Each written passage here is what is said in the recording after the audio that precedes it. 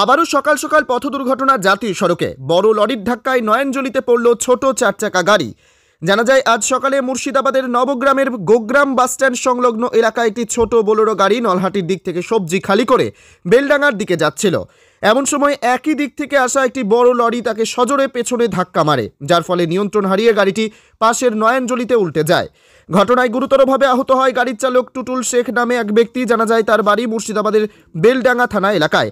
ঘটনার খবর পেয়ে শিবপুর টোল প্লাজা কর্মীরা দ্রুত আহত ব্যক্তিকে উদ্ধার করে মুর্শিদাবাদ মেডিকেল কলেজ হাসপাতালে নিয়ে এবং দুর্ঘটনা কবলিত গাড়িটিকে উদ্ধার করে এবং বড় লরিটিকে আটক করা হয়েছে, তবে ড্রাইভার পলাতক বলে জানা যায়। আশিফ রনির রিপোর্ট, মুর্শিদাবাদ গ্লোবাল টাইমস। ঘটনা, এই গাড়িটা নলহাটি থেকে খালি করে আসছিল, এবার পেছন থেকে এসে সে ঘুমিয়ে যে বড় গাড়ির ড্রাইভার এর পোঙায় মেরেছে, এসে নিচে পড়ে গেছে। ও বড় গাড়িটা ধরা পড়েছে? হ্যাঁ, বড় গাড়িটা ধরা পড়েছে, লাগিয়ে দিয়ে পালিয়ে গেছে, ড্রাইভার পালিয়ে গেছে। আচ্ছা, এই গাড়িতে কজন ছিল? একজনই ছিল, খালি ড্রাইভারই ছিল। সে এখন কোথায়? বহরমপুর মেডিকেল নিয়ে যাওয়া হয়। আপনার নাম? এমডি সাইফুল মল্লিক। এই গাড়িতে কি এমনি লোড কি ছিল? সবজি খালি করে আসছিল।